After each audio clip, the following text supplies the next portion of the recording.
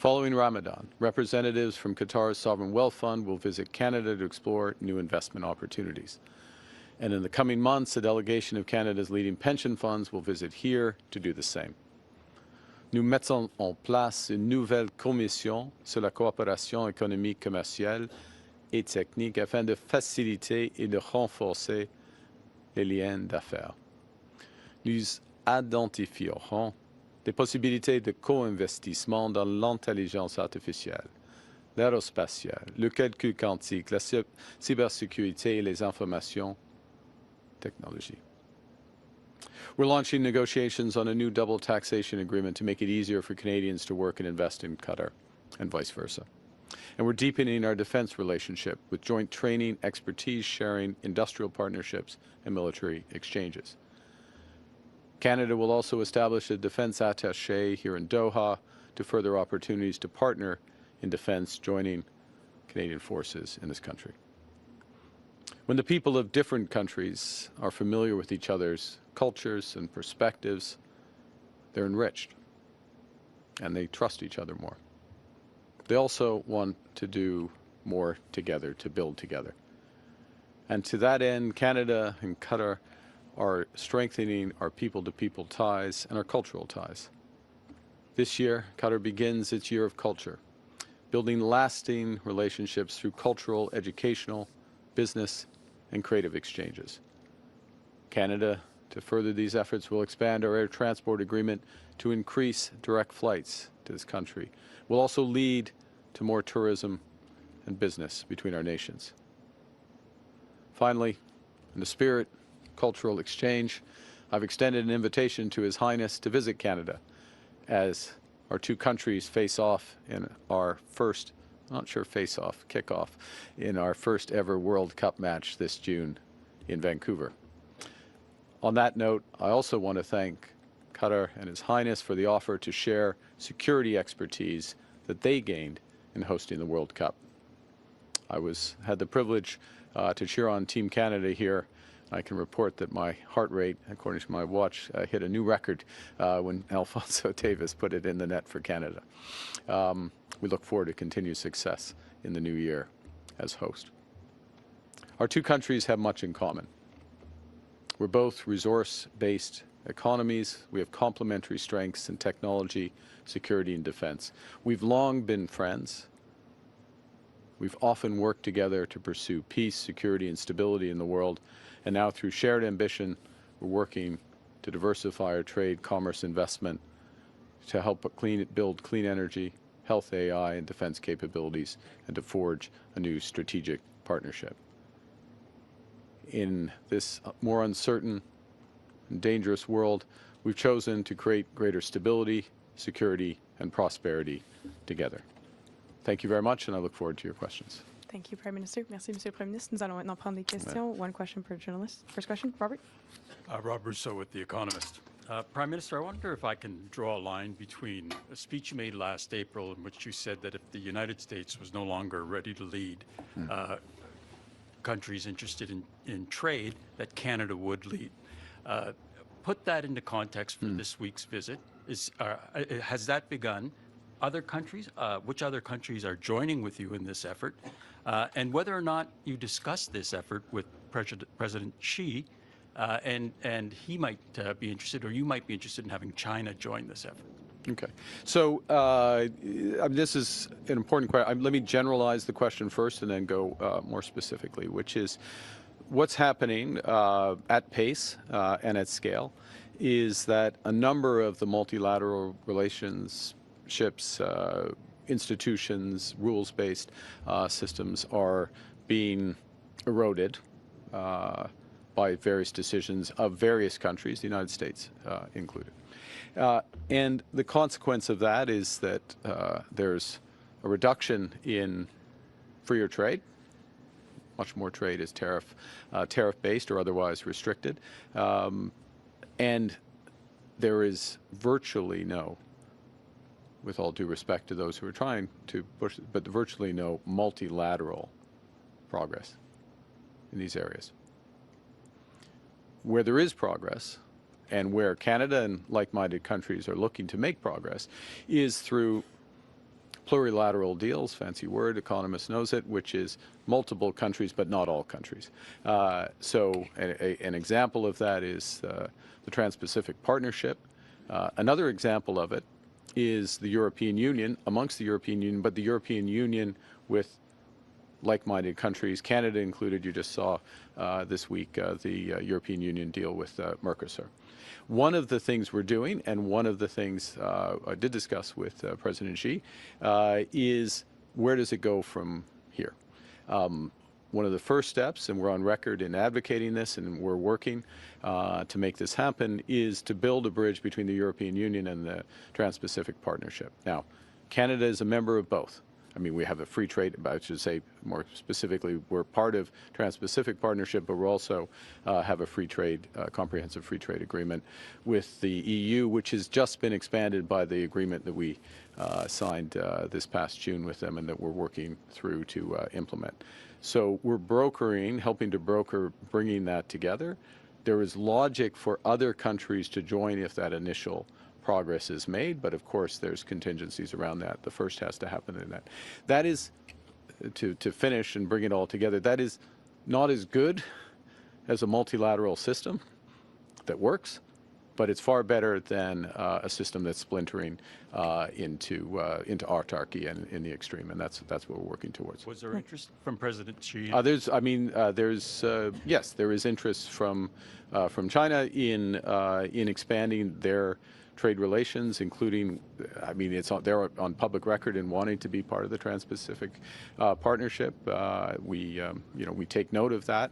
Our first priority as Canada, and I believe as the Trans-Pacific Partnership, is to make that work. It is working well, but also to explore this opportunity with the EU. Next question. Prochaine question. Kyle. Kyle Duggan from the Canadian Press. Thank you for taking our questions, Mr. Prime Minister.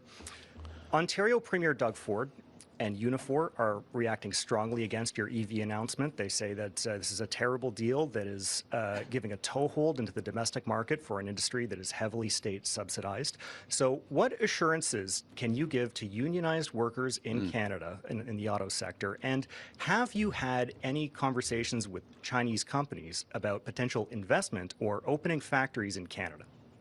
So thank you for the question. So let's look at the let me just recap the auto agreement and go to the question on prospective investment.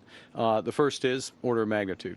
49,000 vehicles is the cap of this agreement.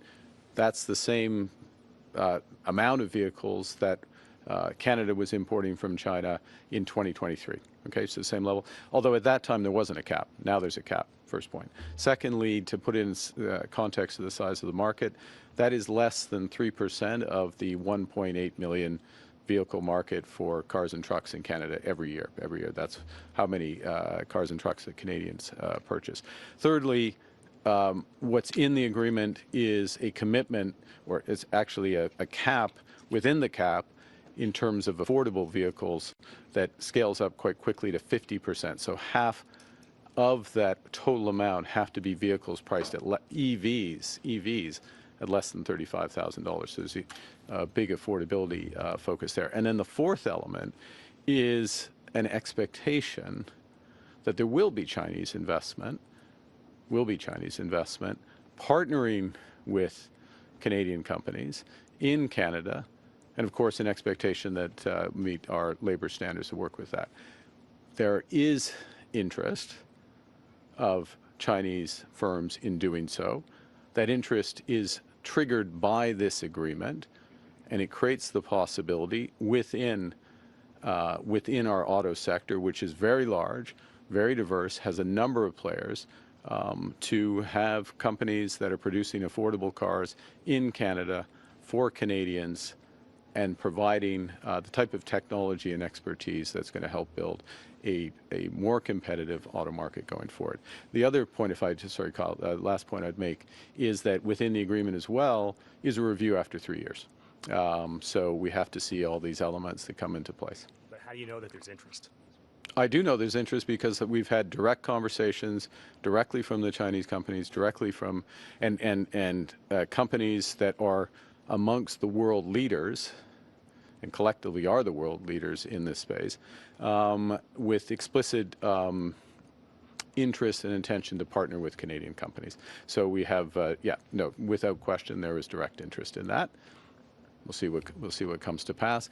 This is an opportunity for Ontario. It's an opportunity for Ontario workers, opportunity for Canada, done in a controlled way, with a modest start. This is how, it's interesting. The term you used, you said toehold. It's a trial. It's an early stage, and this is the way you bring somebody into the market. But remember, this is a market that is the auto sector, which is evolving very rapidly. And we want to be competitive in this market. We don't want to be competitive in the market of 2000, 2010. We want to be competitive in the market in the future. That is what's going to get great jobs for Ontarians going forward. So, Mr. Chase. Next question.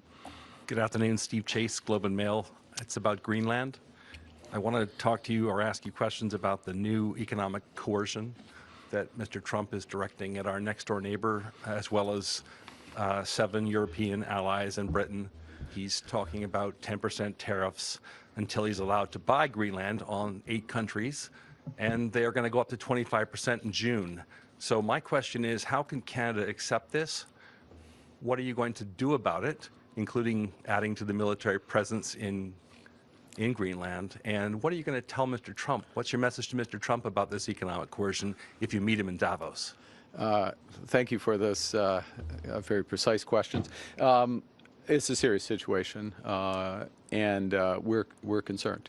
We're concerned about this escalation, to be absolutely clear. We always will support sovereignty and territorial integrity of countries wherever their geographic location is. I might add, to bring it to the current discussion today, as part of the discussions the Emir and I had about a series of situations which would have a common element, which is threats to or compromising territorial integrity and sovereignty, Ukraine being a very prominent example. But I'll bring it back now to Greenland.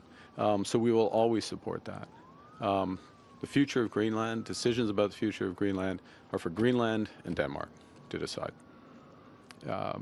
And the security of Greenland, security is first and foremost for them, but very much falls within the responsibilities of NATO.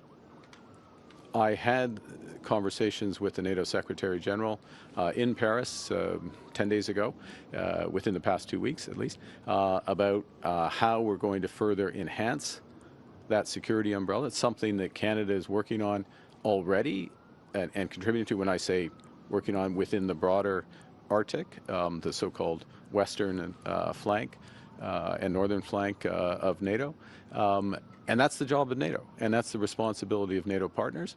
I have spoken to our European NATO partners, a number of them, Nordic NATO partners. I've spoken to the Prime Minister of Greenland, and there's a full commitment, not surprisingly, as is appropriate, of NATO partners to the security of Greenland. That's the right way to address this security, and the right way, finish and then hand back, in terms of whether it's development of critical minerals, is to develop in partnership. You didn't mention the United States once. I asked you, what are you going to say to Mr. Trump about this economic coercion? I'm going to say everything I just said. How's that? En français, s'il vous plaît. En français, je vais prononcer tous les mots que je viens de dire. Non, Ah, avant? OK. En ce qui concerne... Alors, Est-ce que vous êtes... oui, le Canada est préoccupé par l'escalade actuelle. Premier point. Deuxièmement, la souveraineté et l'intégrité territoriale de n'importe quel pays, dans n'importe quel coin du monde, est inviolable. C'est un des aspects des discussions avec Son Altesse, c'était sur ce sujet, sur l'Ukraine, sur d'autres situations actuelles. Les décisions pour l'avenir de Groenland, de le Groenland, c'est la responsabilité du Groenland et du Danemark. La sécurité de Groenland, c'est la responsabilité premièrement pour le Danemark et le Groenland, mais dans l'ensemble, c'est la responsabilité de l'OTAN.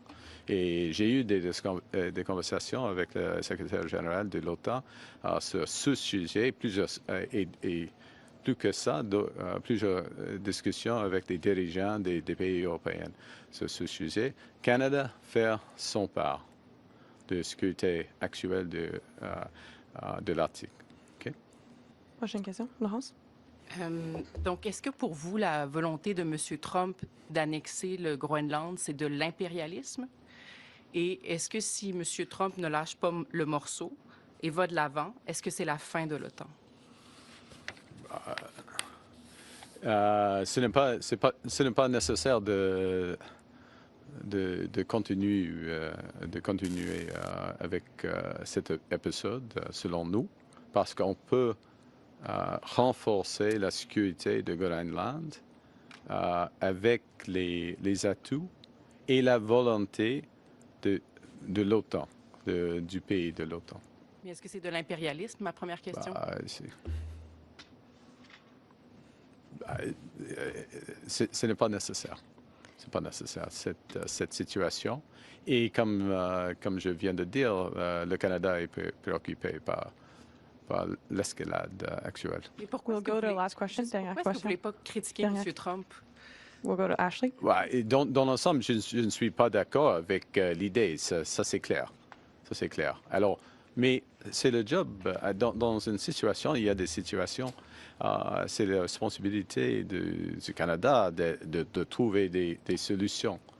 Et la solution ici, l'avenir du Groenland, c'est le choix du Groenland et Danemark, et la sécurité du Groenland, c'est la responsabilité ultime de l'OTAN.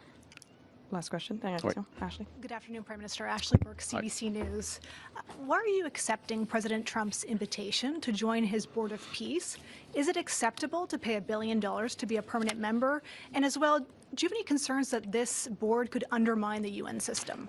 Well, a couple of things there. One is that we will, I mean, there is a humanitarian tragedy in Gaza that is ongoing. And Canada will make every effort possible to address the situation and provide, at first step to alleviate stop the suffering, the intensification of the suffering, alleviate the situation, provide humanitarian aid, stabilize, ultimately move towards peace and a two-state solution. So we will explore every avenue in order to do that. I will, again, and I'll get to the balance of your question, again, I want to take this opportunity to reinforce the incredibly positive role and diligent role and an effort sans relâche de Son Altesse and of Qatar to getting us to this position where there is the possibility of those things happening in their leadership of achieving a ceasefire. First point. Second, with respect to the specifics of the Board of Peace, the President raised it with me a few weeks ago.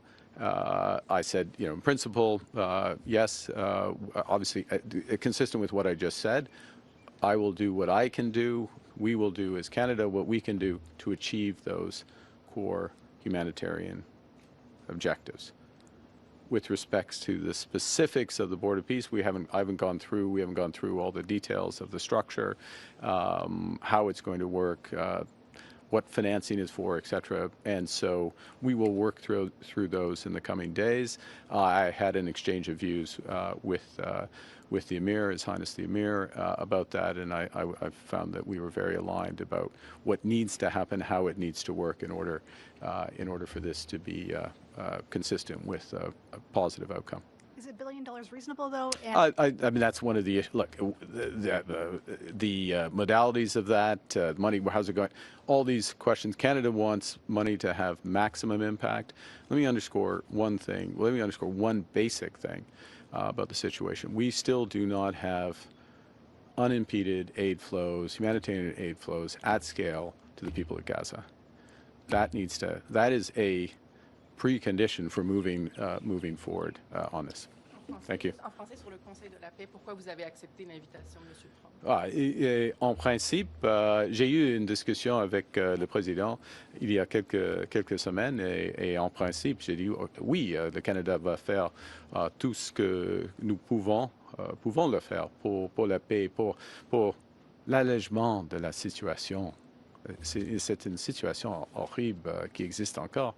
Alors, mais il faut étudier les détails, il faut mieux comprendre les modalités, l'efficacité de cette idée de Conseil de la paix. J'ai eu une bonne discussion avec Son Altesse sur le sujet et nous sommes absolument d'accord avec quelques aspects qui seront nécessaires pour cette idée d'être aussi effective que possible. Merci. C'est ce qui met fin à notre conférence de presse. Merci This puts beaucoup. an end to our press conference. Thank you.